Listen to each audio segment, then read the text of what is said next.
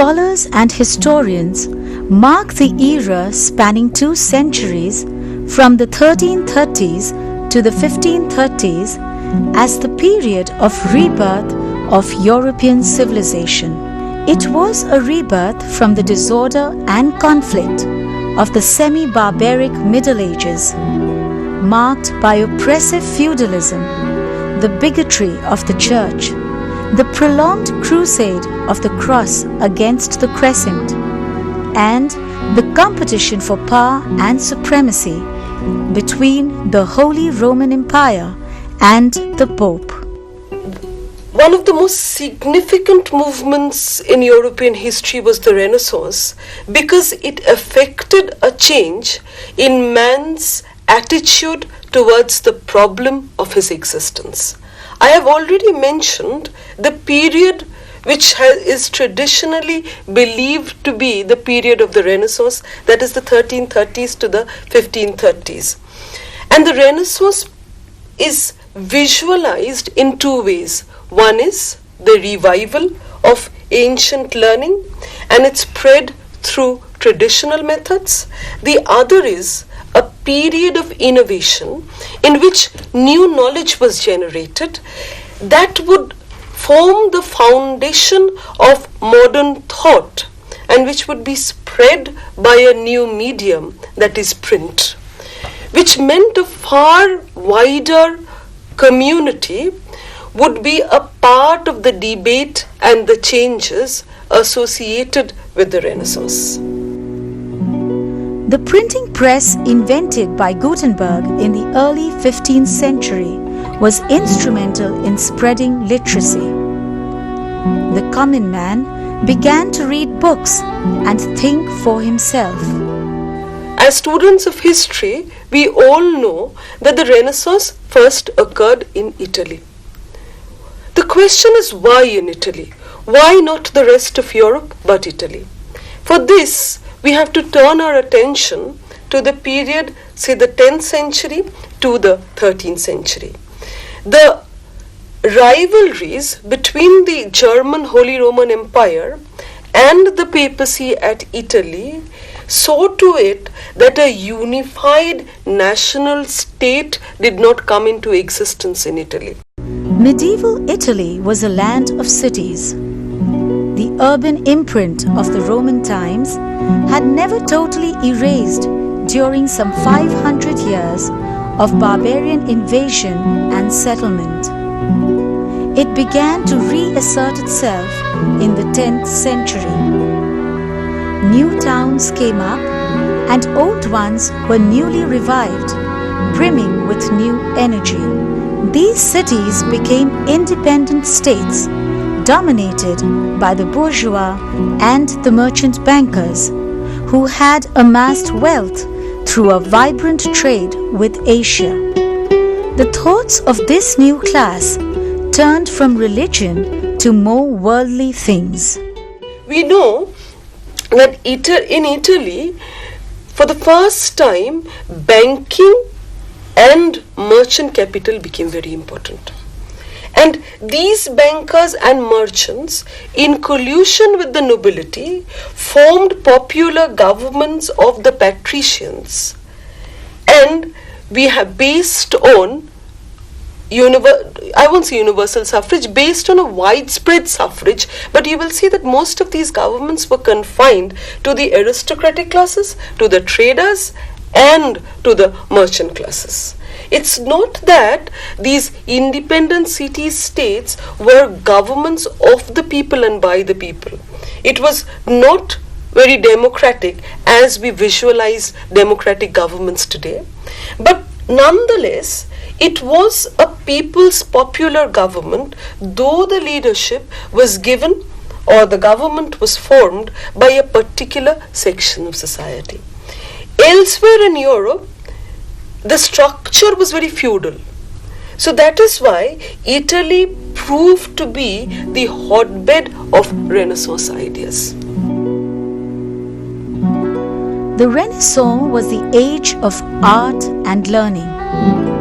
Aided by the mariner's compass, it was also the era of adventure and discovery. Christopher Columbus discovered the New World in 1492. In AD 1095, the Pope and his Church Council had declared a holy war against Islam for the recovery of the city of Jerusalem.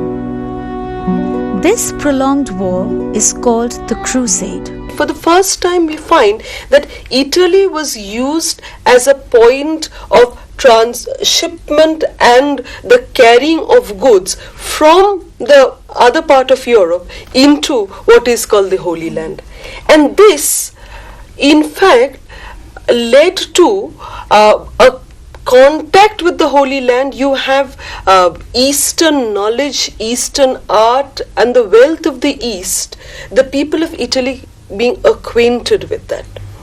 So, and this wealth of the East, which the rest of Europe did not know about, there was this urge to acquire that wealth by the Italians.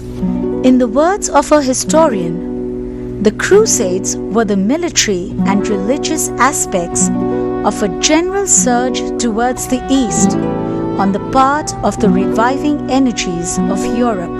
The trade with the Islamic civilization, you were talking about the Crusades, and the Byzantine brought wealth and ideas to Italy.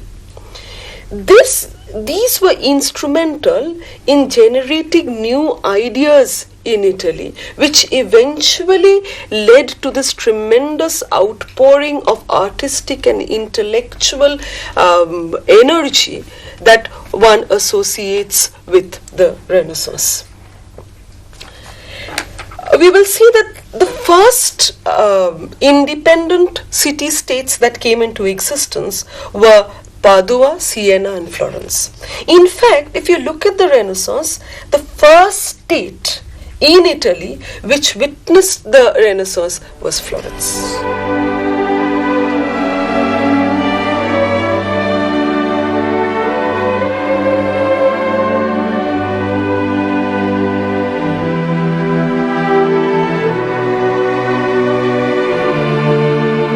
In fact, if you look at Florence again, then you'll see why Florence took the first initiative. Why is it that in Florence you had the Renaissance first? And there you see that the princely house of the Medicis, they patronized art, they patronized culture, they patronized the various artists, they patronized the various literary figures. If the Renaissance implies change, that change can be traced back to the medieval times. It is an evolutionary process, and just one epoch cannot be earmarked as the period of the Renaissance, which it has been, traditional interpretation was that, but this has been refuted by many historians, and they say that you cannot talk about one particular period as being the period of the Renaissance. Though, of course, this was a period which witnessed tremendous, as I keep telling you, tremendous outpouring of intellectual and artistic ideas, yet you cannot confine the Renaissance to this singular era.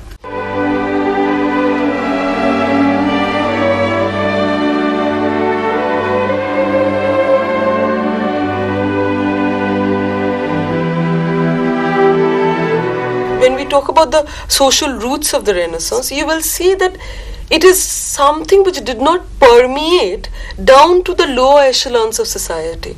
It was primarily a very elitist movement. If you talk about art, if you talk about architecture, if you talk about these magnificent palatial buildings and the monuments, if you talk about the art of the Sistine Chapel, did it benefit the commoner? No.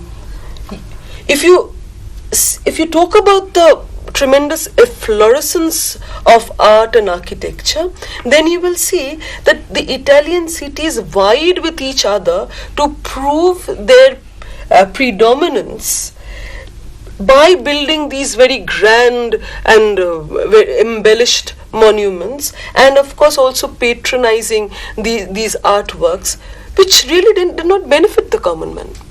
It's true. But nonetheless, what any movement or any event in history cannot be thought to be merely influencing just a particular strata of society. Its effects are bound to permeate down to the lower levels. We find that the Renaissance flourished because of the patronage of the popes, the princes, the cardinals, and the merchants. So, it was in fact, the scope of the Renaissance was very aristocratic. And it offered economic, intellectual, and political opportunities only to a very small group of people. The aristocratic structure of the society was never submerged by the growth of the merchant class. Though the merchant class wanted to elevate themselves to the position of the aristocracy. And that is why they promoted civility and they tried to widen the horizons of aristocratic life. It is the endeavor from their side. They were trying to elevate their social status, but the nobility was in no mood to accept their elevated status at the beginning. Eventually, they had to work in collusion with the merchant classes. The Renaissance expanded man's consciousness so that he now aspired to be elegant, eloquent, good-mannered, and accomplished in numerous respects, as well as to be a good Christian. So when we talk about the Renaissance, the general idea is it's a very secular movement. Okay. But religion was never outside the ambit of the Renaissance.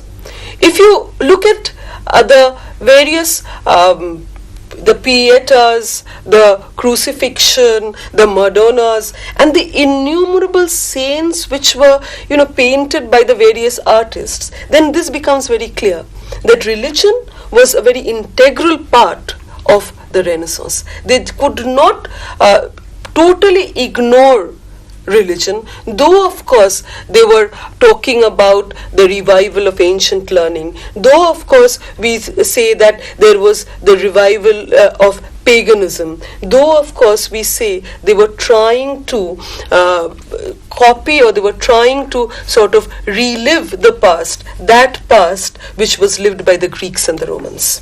But there were four chief centers of the Renaissance.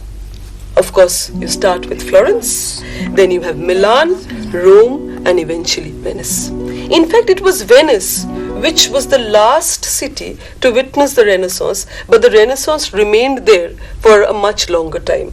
It's not that the Renaissance remained confined to Italy alone. Just as it spread from Florence to the other Italian cities, it also spread outside the frontiers of Italy. But the Renaissance did not spread immediately to the countries neighboring Italy. Why?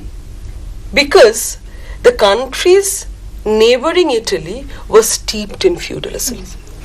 So that is why countries such as, say, England, countries as far as Spain, were influenced by the Renaissance ideals.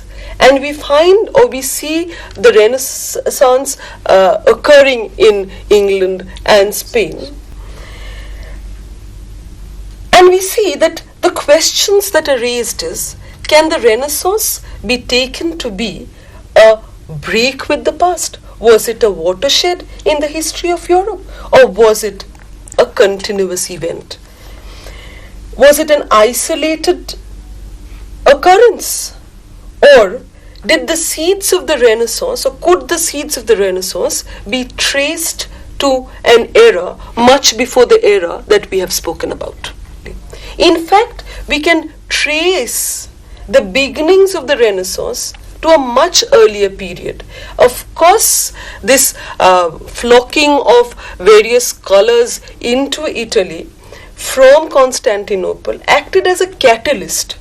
But it was not the sole reason as to why Italy witnessed a Renaissance. Much before the Renaissance that we are talking about, there were so many other Renaissances. What about the Carolingian Renaissance of the 9th century? The Middle Ages had produced at least two earlier revivals of antiquity. the Carolingian Renaissance of the late 8th and 9th centuries saved many ancient works from destruction and oblivion, passing them to posterity in its beautiful and minuscule script. The Carolingian Renaissance for the first time spoke about this revival of Latin writing. And also it spoke about prose and verse composition. More important than this was the medieval Renaissance of the 12th century, which saw the establishment of scholasticism, the system of philosophy that buttressed the control of the church in the realm of scholarship and thought in the Middle Ages. The scientific revolution, in fact, has been termed as another kind of a renaissance, which brought in a whole plethora of new ideas. And there, with the scientific revolution coming in, here you start questioning the existence of God. Where you're talking about the Renaissance, where you're talking about humanism, you are talking about the importance of man, but at no time you're totally negating the existence of God. Or at no time can you come out of this ambit of Christianity. The scientific revolution was much more secular. If you look at the artistic and the intellectual outpouring, it was a step forward. Regression in the sense, if you talk about, it did not affect the commoners, the society at large remained outside the ambit of the Renaissance, then it's not actually regression, it is a limitation. The outpouring of any sort of knowledge cannot be termed a regression. It is a step forward. You can say that it had its limitations. Madonna, what is the position of Madonna? And if you look at the Madonna, she is a picture of piety, a very patriarchal society which conceives of the woman in a particular way. It's not the woman's side of the story, but the way the man visualizes the woman. Okay. So what a woman is, or how desirable a woman is, as far as the man is concerned, what is the the apt woman in the eyes of man? She is the Madonna. She is full of compassion. She is full of that motherly love. That is, she's full of a kind of a sensuality, something which has been perceived by man. It is not the way women envisage themselves, but the way men see women, or the way, or what is a perfect woman in the eyes of the man.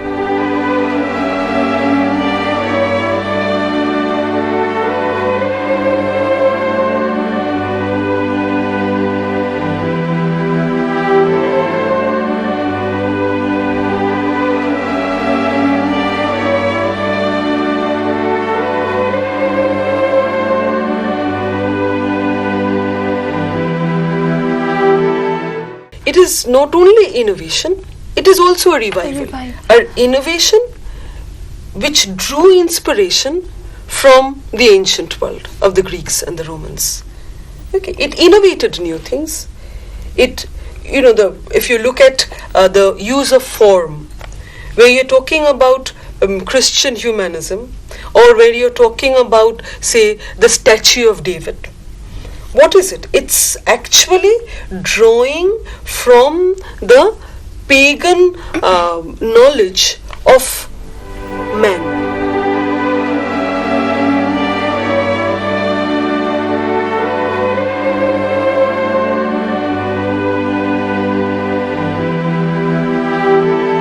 We can conclude by quoting what J.M. Thomson has to say about the Renaissance.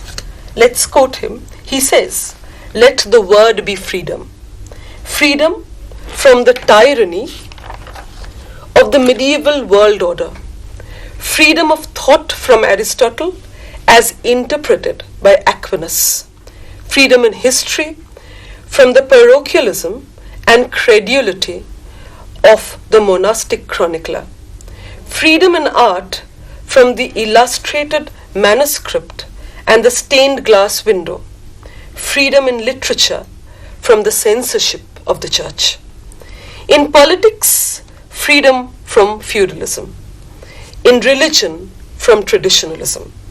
With a new universe in the sky, a new world in the sea, and a new learning on his study shelf, the 16th century student might well feel that the old age was passing away and that the dawn of the new age